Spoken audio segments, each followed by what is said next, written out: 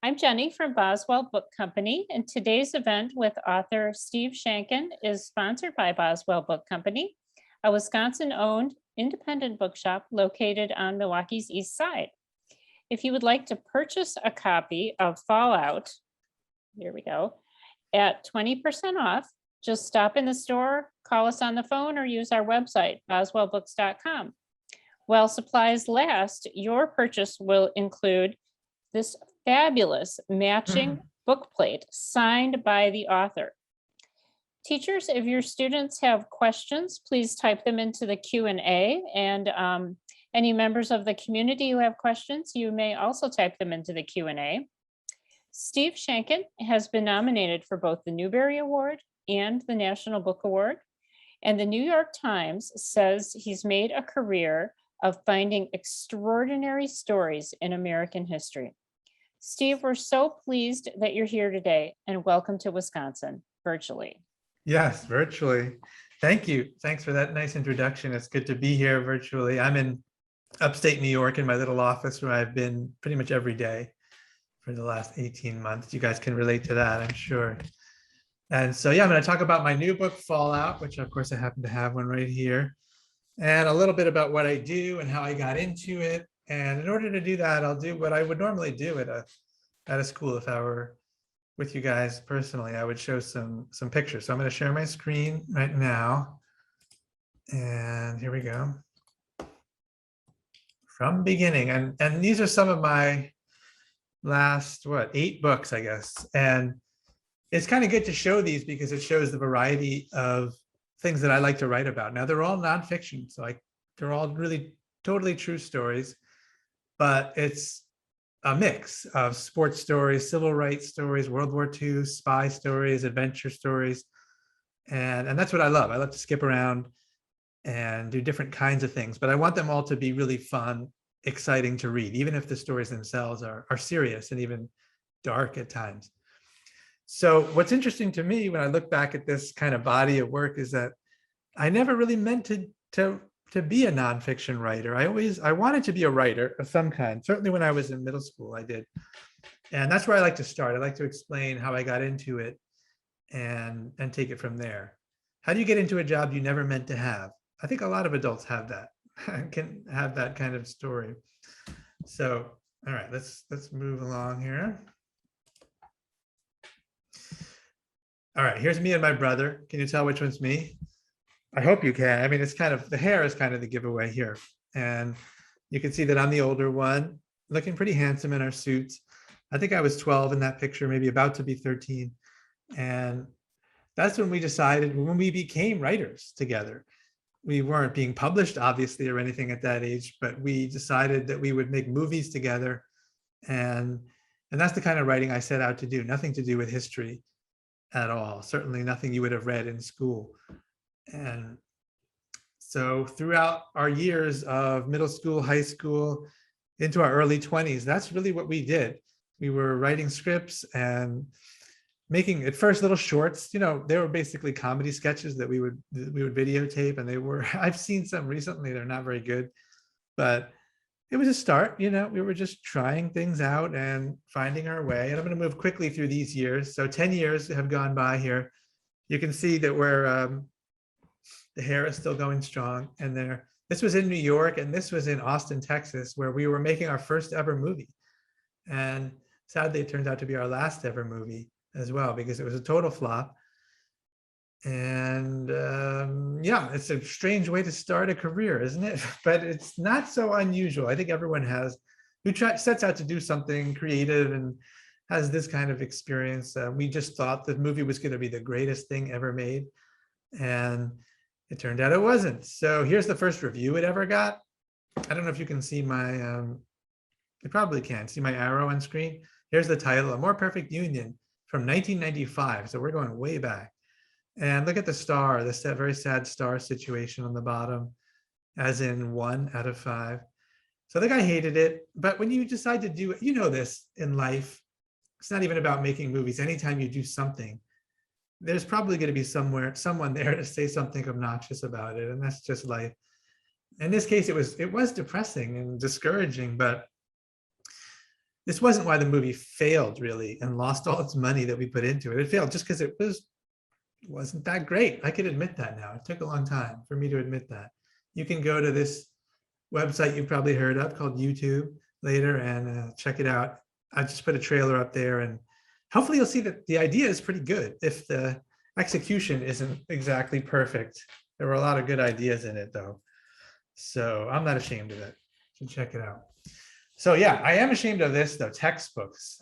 I don't even know if you guys use them or not. A lot of schools have them but don't use them every day. My kids are in 7th and 10th grade. They both just got huge history textbooks the other day for the new school year. And I mean, they're not exciting to read, put it that way. Well, I should say, no, I don't find them. Maybe you do. But I got a job writing for history textbooks. I never expected it. But it was after the movie flopped and I moved back to New York and I said, all right, let me get some kind of writing job. And this turned out to be one of those blessing in disguise kind of things, because I was writing every day, which you have to practice anything every day to get good at it. And I started finding stories that really should have made history really interesting. I mean, after all, they're just dramatic, high stakes stories that took place in different times and places all over the world. And why would that ever be boring? It's just boring when you turn it into a worksheet or a bunch of names and dates to memorize. But if it's stories, it's really exciting. And so I did the job for a long time before I realized, actually, it was kind of my friends told me to basically stop complaining about how they would never let me put good stories in textbooks and just make my own books. You know, if you think you can really do better, let's see it, let's prove it. So this was my first one. It was called King George, What Was His Problem? And you can hopefully tell from it that it's meant to have a bit of a sense of humor. And basically I took all the stories they wouldn't let me put in a typical 5th grade US history textbook and made these books out of them. And I was very inspired by the Wimpy Kid and that style of having a little bit of text and a little bit of a comics mixed in with the text as well. And those were my first books. And so now I'll get into the books Bomb and Fallout. They're really kind of related. And Bomb was probably the most popular book that I've written. It's a World War II, I'd call it a spy thriller, which is really what I love to read. So what I was going for in writing. And this guy on the screen is named Theodore Hall, who was just 18 years old when he graduated from Harvard University. Can you imagine and with a degree in physics, no less. And so that tells you how many grades he skipped and how brilliant he was. And he was recruited into this top secret project during World War II to help American scientists build an atomic bomb, this new kind of bomb based on this new knowledge that scientists had discovered, that you could split atoms, that you could split a uranium atom and it would release energy as the nucleus split apart. And so they recruited young scientists, really young scientists, to this secret lab in New Mexico called Los Alamos. And Ted Hall was one of the ones who went there when he was just 18. And on top of that, he became a spy. So I just knew, wow, that's the kind of book that I want to write. It's so opposite of the boring way of telling history. And that really became my career, writing these kinds of books. And it makes sense that Fallout and Bomb kind of go together because of a lot of overlap in terms of the science, the spying, the weapons, the international showdowns.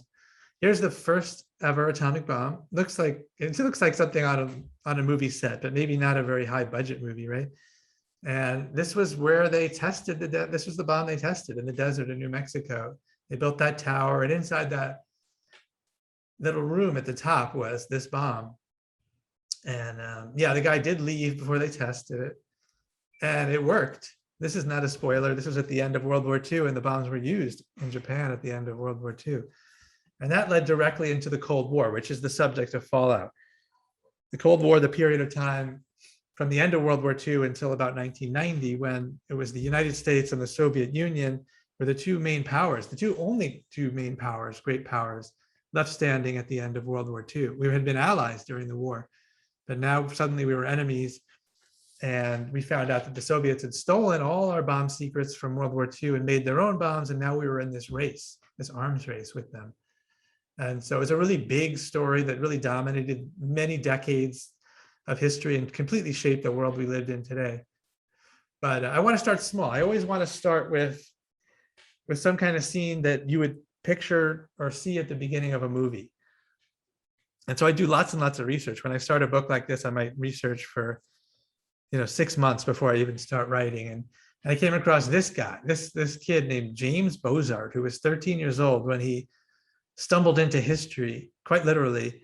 So picture this scene. He was, and this is the very, very first page of Fallout, because I just thought it was a really good opening scene. He was delivering newspapers in Brooklyn, New York, and he was climbing up the stairwell of an apartment building to these two retired teachers on the top floor. And he collected the money from them. It was 50 cents, he said, all in nickels and dimes, so kind of handful of coins. And as he was walking down the stairs, he tripped and dropped the coins. And as they were clanking and spinning on the floor, one of them broke open, which is very unusual. This nickel broke open.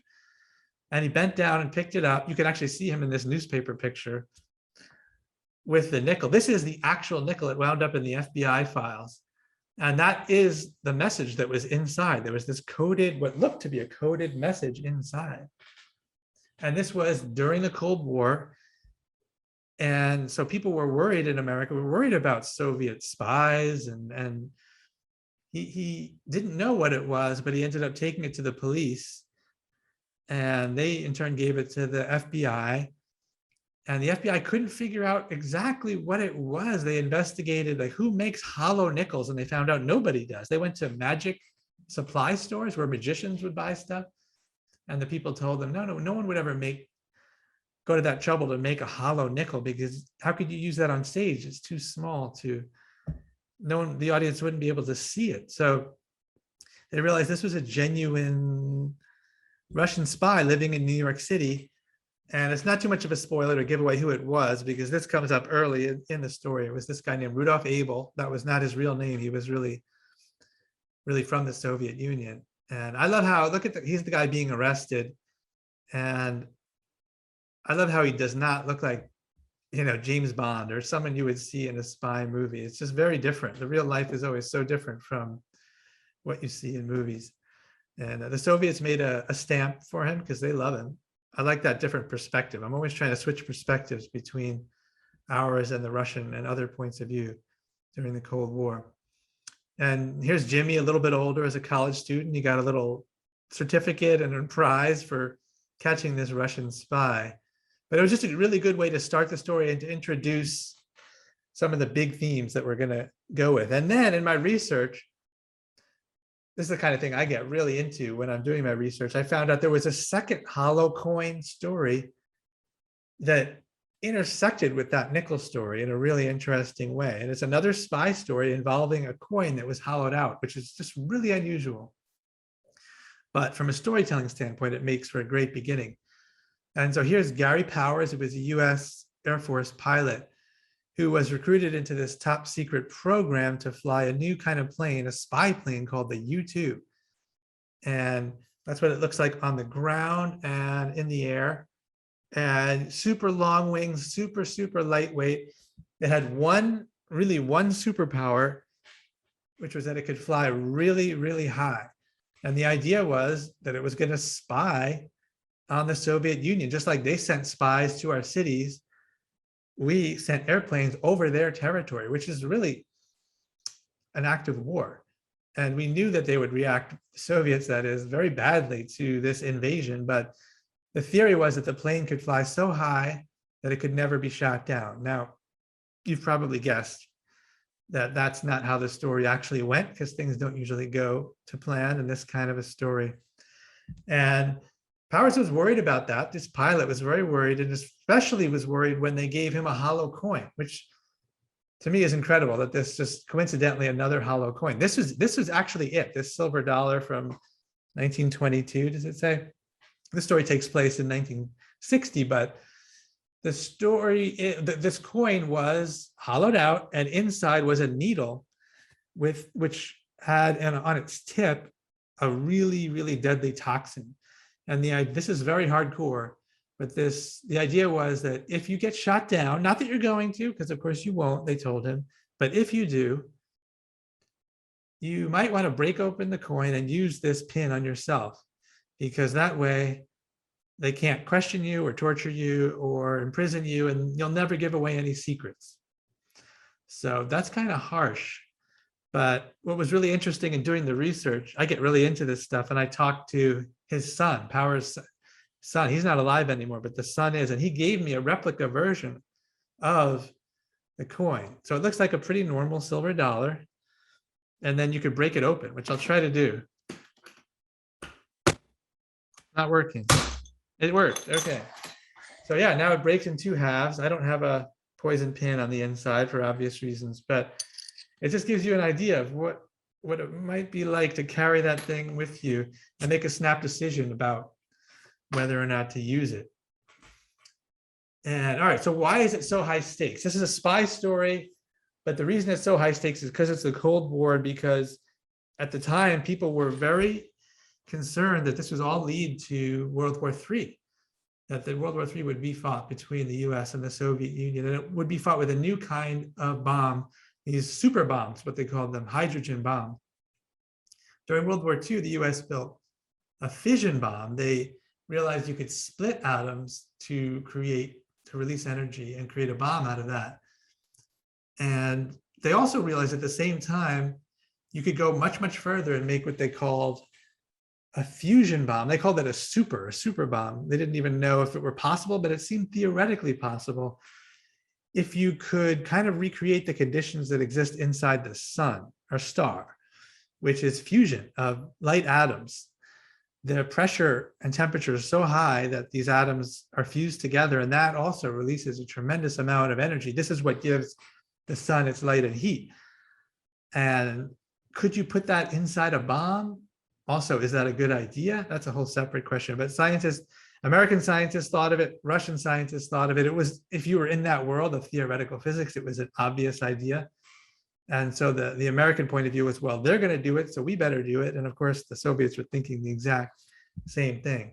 They figured out how to make this bomb, which involved using a World War II style fission bomb to create the heat and energy, the pressure that you needed to ignite the kind of burning that happens inside the sun. And then you could make bombs of almost unlimited power, which is exactly what happened during the Cold War. And there, you can go online and see some of these bomb tests, and they're just absolutely terrifying how big and massive they were. So this is the world of the Cold War, and it was really scary for everyone. For Americans, we looked across at the Soviet Union. This is Moscow, the capital of Russia. And they would have these parades and show these giant rockets and missiles that we knew were pointed at us. And we also knew the Russians were really good at rocket technology. They had put the first satellite into space, Sputnik it was called.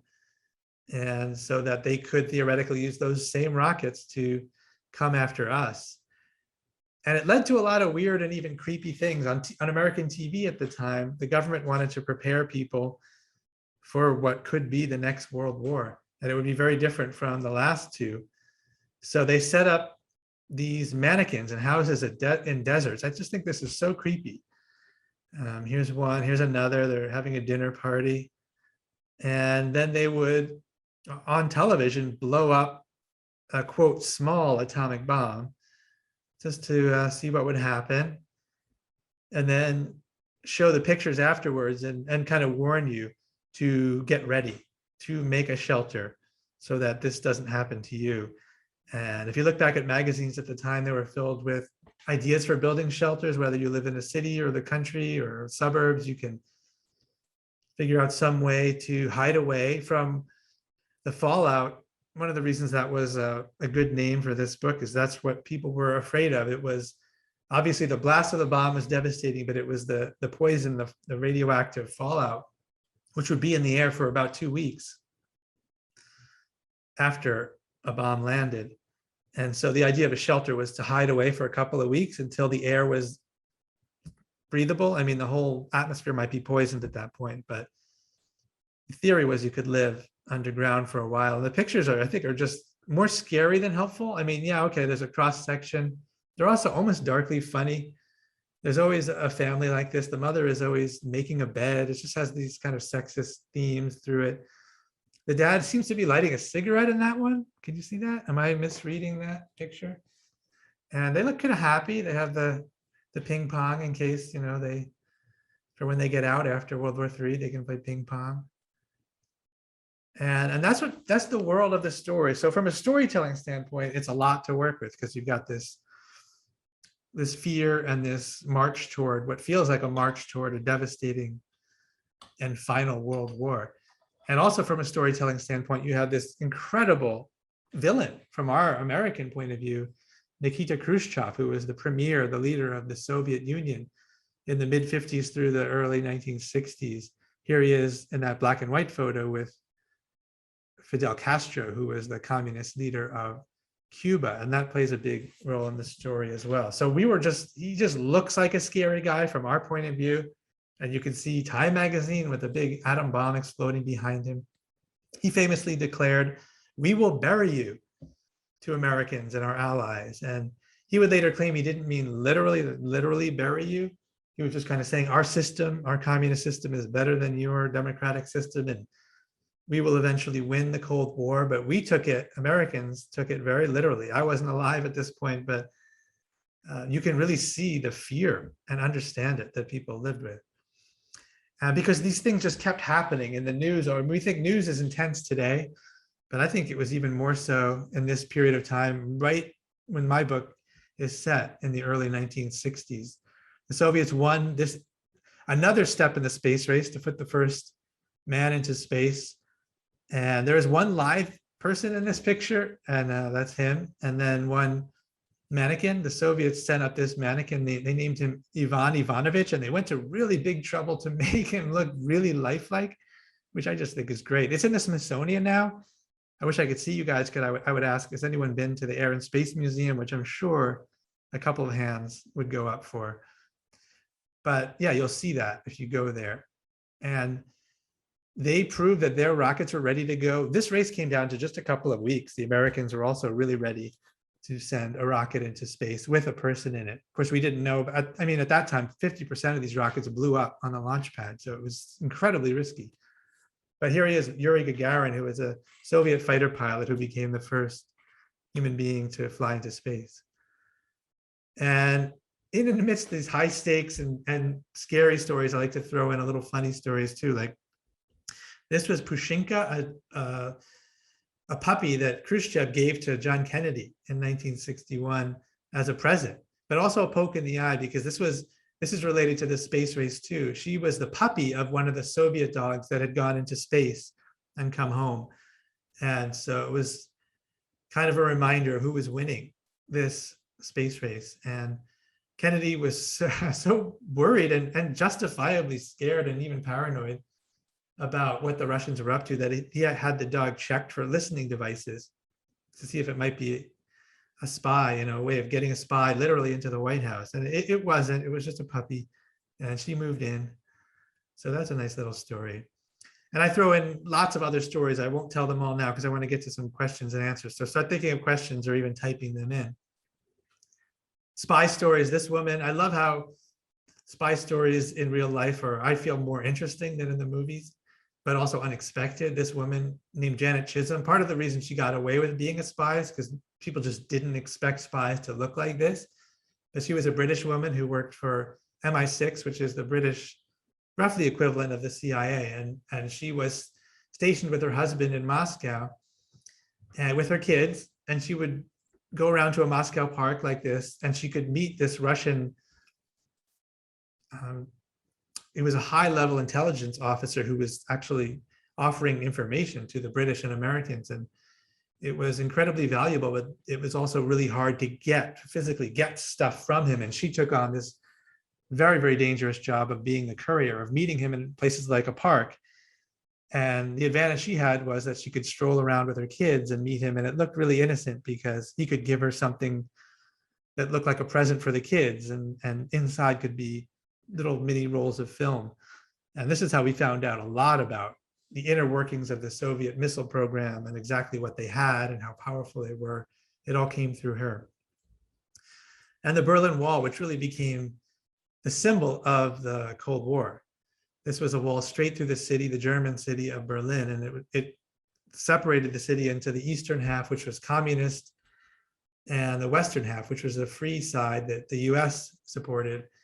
And people tried to escape from one side, from the communist side into the free West Berlin all the time. And it made very, very dramatic scenes. I tell a couple of the stories of escape tunnels that people dug underneath, knowing that they would be shot if they were caught doing it. And it all leads to the Cuban Missile Crisis. A lot of people will argue, including me, that this was the most dangerous moment in human history because it's the time we came the closest to using these insanely powerful bombs on each other. And what triggered it was Nikita Khrushchev's decision to put these hydrogen bombs and missiles into Cuba, which, if you can picture it, in the Caribbean is really, really close, especially to Florida, but to the whole southern, and really, in fact, for these missiles, to the whole United States. And it was a U-2 plane. This is actually a picture taken from 70,000 feet. But if you're a photo interpreter, you could figure out that this was not normal, that they were setting up some sort of missile base in Cuba, and the American government discovered that they were building Soviet missile bases right in Cuba. And this set off this 2-week crisis where Americans demanded that they take them out. It was top secret at first. It was just Kennedy and Khrushchev communicating secretly at first. Kennedy demanding that Khrushchev take the missiles out, Khrushchev refusing. He said, you guys have missiles all over Western Europe pointing at us, so you're going to have to live with these missiles pointing at you. And it turned out the US wasn't willing to do that, and it led to this who's going to blink first crisis where we just kept inching closer and closer to actually fighting. This is a picture of one of the Soviet submarines that was in the waters at the time, right off the coast of the US, and these had nuclear torpedoes as well. This is the Strategic Air Command, Air Force headquarters in Omaha, Nebraska, and it was high tech. I don't know if it doesn't, maybe it doesn't look high tech to us today, but it was in the 60s. This was it. You could watch everything happening in real time, where the submarines were, where the missiles were. The US had fleets of planes, of bomber planes in the skies 24 hours a day, just circling, not in Soviet airspace, but off just outside of Soviet airspace, just to let them know that at any moment, even if they fired first, the Russians, we would retaliate and everybody would be wiped out. And interestingly, of course, there was no internet at the time, but there was also no 24-hour TV. I didn't know this until I started researching. The TV went off the air around midnight or early in the morning. And then there's nothing you can do for news really up to date like you would have today, where this would just be constantly being updated every 2 seconds. And you see a lot of pictures from that time of people watching news in a department store. Maybe they're at work and they're away from any source of updates. And this is President Kennedy coming on the TV to give an update on what's going on.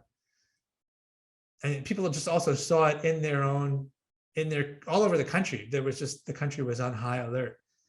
And this is in Florida, where there were missiles on the beach. Obviously, nobody's sunbathing or swimming anymore. It just had that feeling of a showdown coming. And yeah, you guys are in Wisconsin, right? So people saw newspapers and it had maps like this in them, because we had a pretty good idea of what kind of missiles the Russians had in Cuba, thanks to our spies. And yeah, there was just nowhere that was out of range of these missiles. So nowhere was safe. And so when I get all those stories, and I have dozens more, this is what my office looks like on a typical day. And so this computer there is exactly what I'm staring at right now. And then above it is my storyboard, my wall of stories. And this is something that you'll learn if you take a screenwriting or filmmaking class, which I highly recommend. And they'll tell you to take your story ideas and break them up into pieces and use index cards for each piece of your story. And I use different colors for my I just picked 5 different storylines or types of stories because it helps me organize them. And when you think about like your favorite TV series or novel, they'll always have a few different storylines in them.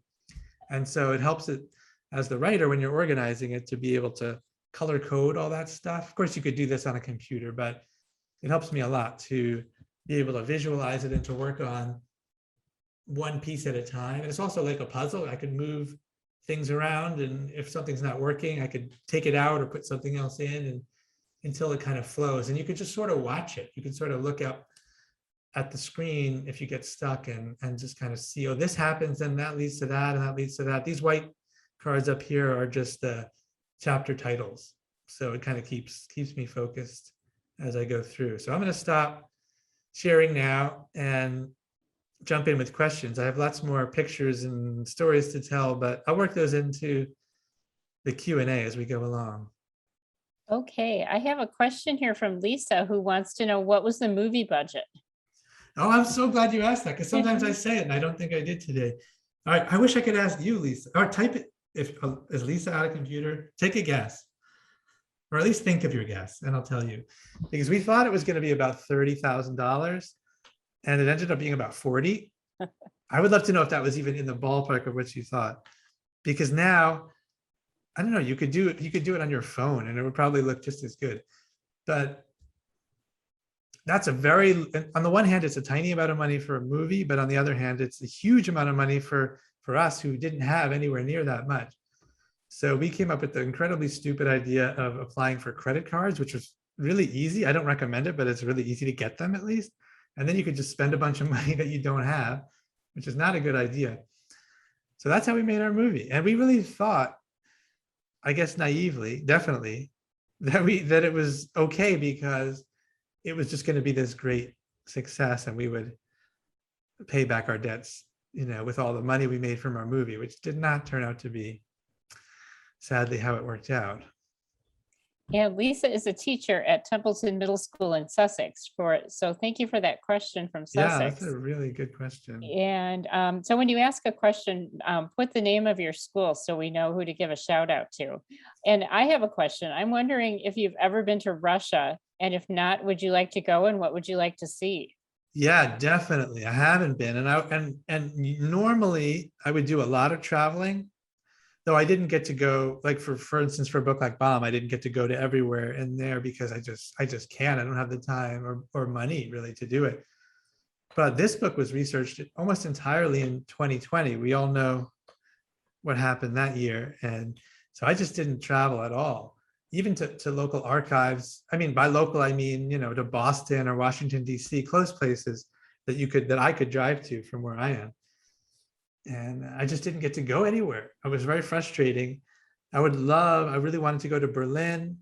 And of course, if I could have gotten the chance to go to Moscow too, to see the center of power there. I mean, I was alive for some of the Cold War. I was went to high school in the 80s when we were still really worried at that time about these superbombs at the Russian, and by then they had tens of thousands of them. It was insane.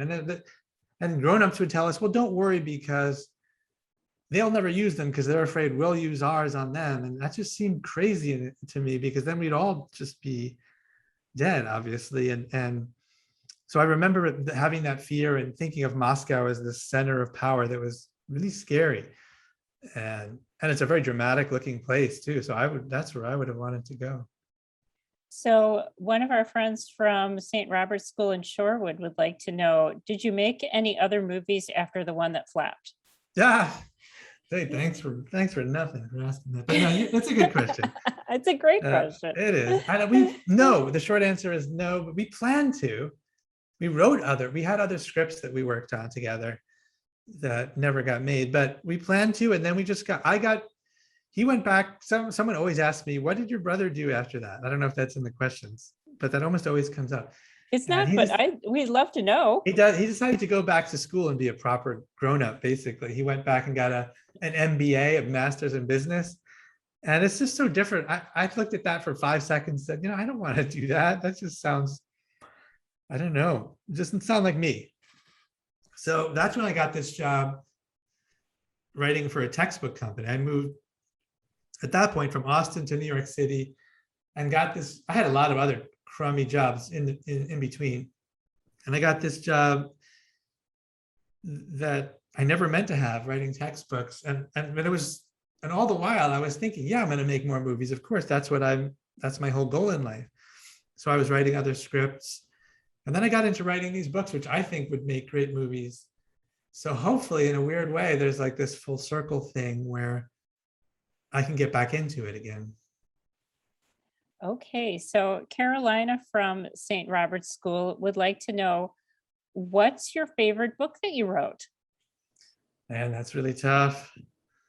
That's really tough. I mean, for a long time, I said bomb because, of course, I keep a copy with me all the time. But naturally, it's because it's a spy thriller. It's the kind of book that I always dreamed of writing. And so that might be it was the one where I really stretched myself and tried to do something that I wasn't sure if I could do, which is to take all these different elements of science and spying and international intrigue and adventure and put them all into one really fast-paced plot.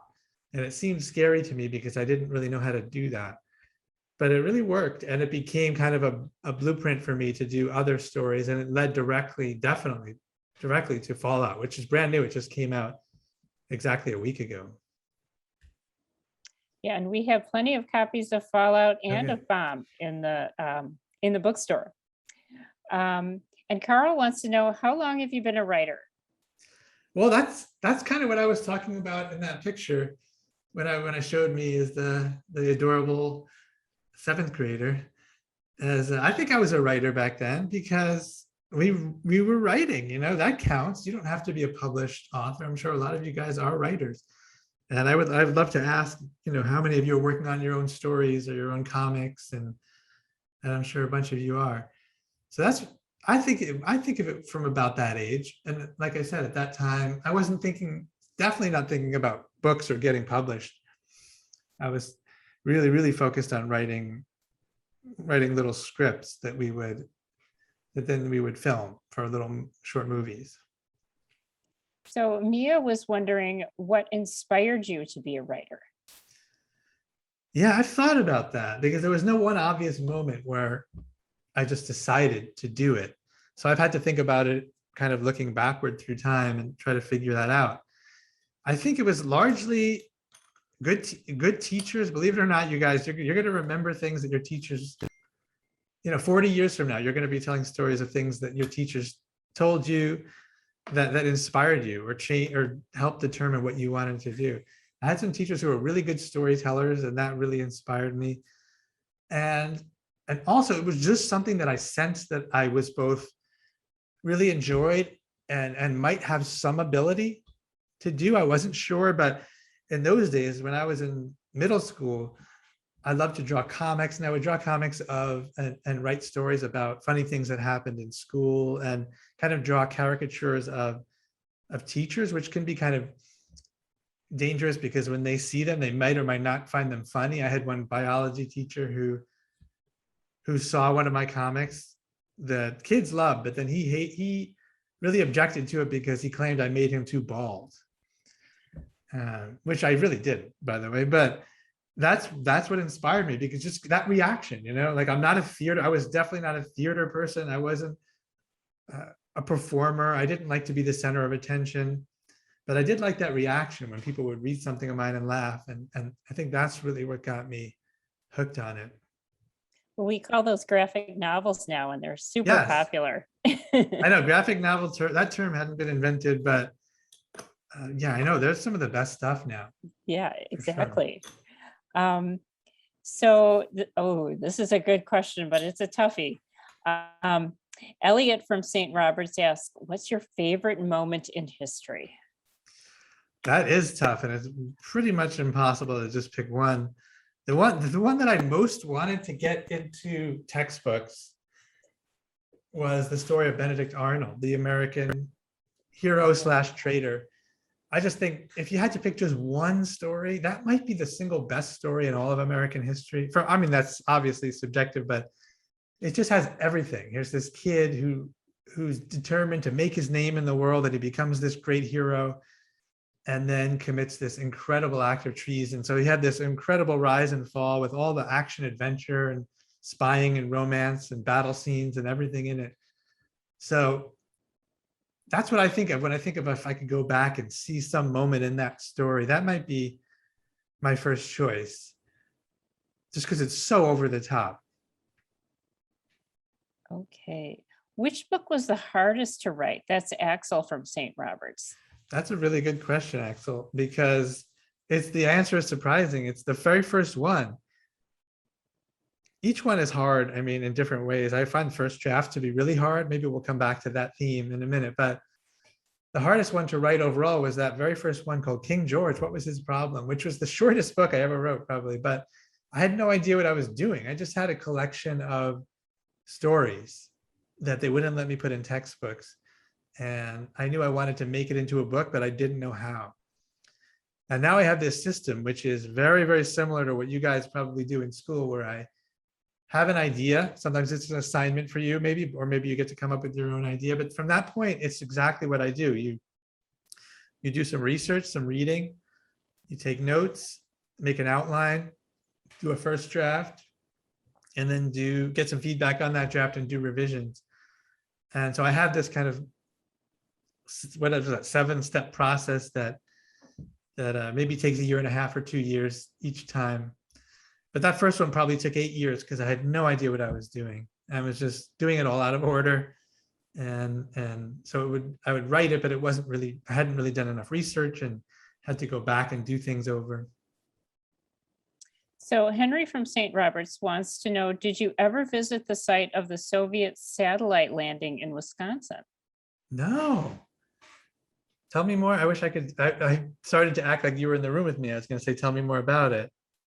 Well, you're just going to have to come visit us I in know. Wisconsin for your I don't know next that book. story. Wait, what? Could you give me a year? Can you type in the year of when that happened, or approximately, Okay. if you know? Of course, we're all going to go run to Google now and check. Find I out won't more do that about right now. that. I'll wait 10 minutes to do that. But I don't know that story. So does it take a lot of patience to write a book? All the drafting? Do you have to be really Yeah. patient? Yes, I guess so. It's more, I would say more persistent than patient, but you do have to admit to yourself it's going to take a long time, and just if you could do 1,000 words in a day, that's really, really good. I mean, think about that's like 3 pages, and that's a really, really good day. But a book might have 60,000 words, so you're not going to accomplish it very quickly. But to me, it's more persistence. It's what do you do when you have a bad day, when the writing just isn't going well, and then you take that bad mood home and into the next day. And that's the hardest part for me. That's absolutely, and I know everyone has experienced that in a smaller way. When you start to write something and it just doesn't come out the way it sounded in your head before you started writing, just know that every writer in the world, the best writers in the world, go through the same exact thing.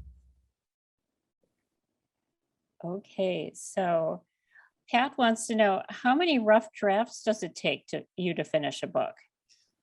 Many, many is the short answer. I think if I want to say like about 20, but I don't want that to scare you away from writing a book, because I don't really literally rewrite it 20 times, but I'll make that many rounds of changes. And I don't actually mind the revision process. I know from experience of visiting schools and with my own kids that revision, I wish I could ask you right now, you guys, does anyone look forward to that moment where you get to revise, where you get to look at the notes from your teacher and do it all over again? And usually people say no, but for writers, it's actually easier. You feel all right, you've got something done. You've got the first draft down. It's probably terrible, but it's that is the hardest part. And revising is so much easier than that. And of course, I have a really good editor who's kind of like my teacher. She'll make notes all over my page, just like I, wrote a paper that needs a lot of work, which I did essentially. and then I'll redo it, and we'll go back and forth with her notes and my revision. That will maybe happen about 4 or 5 times. And did you have the same editor for both Bomb and Fallout? No, I've been really lucky with having only 2 editors over the course of all these books I've talked about. But they're different editors, which is interesting because you learn different things from different people. I think we have time for one more question, and I've never seen this question before, but I think it's kind of a I think it's a good one. So writing can be very solitary. You just sit in your room or you go to a library and you're by yourself. Are you friends with other writers? Yes. Yeah. Yeah.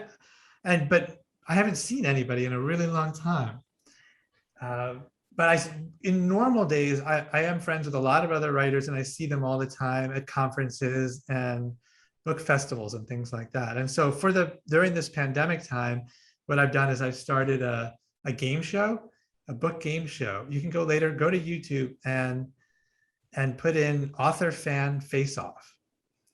And you'll see what I've been doing. And you'll see I've gotten all my writer friends to come on this game show where an author comes on with a fan and they go head to head. They compete against each other to see who knows more about one of the author's books.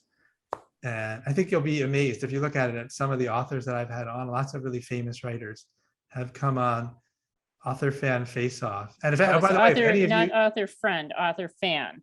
author fan. Author fan. I can put the link in the chat if you. Yeah, that'd be Will that work? awesome. Okay, let me find to it do real that, quick. and I can.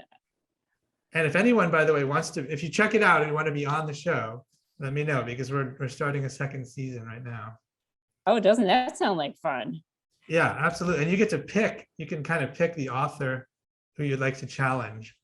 It's really fun. All right, I'm just going to put the link in the chat there. And yeah, we're just starting. We just filmed a new one this week, so we're starting up a second season. Okay. And that's the best way, like everyone, that's how we stay in touch these days, is doing these virtual events. Wow. Well, this has been so much fun. I think we've all learned so much. Steve, thank you for coming to visit us virtually, and please come in person for your next book. Yes. And learn more about the satellite that landed in Wisconsin. I'll be there. I'm coming now. So, and thanks to all our friends from all our different schools around the city for visiting with us today. And I hope you'll come to another one of our events. And have a great day, everyone. Thanks, Bye-bye. everybody.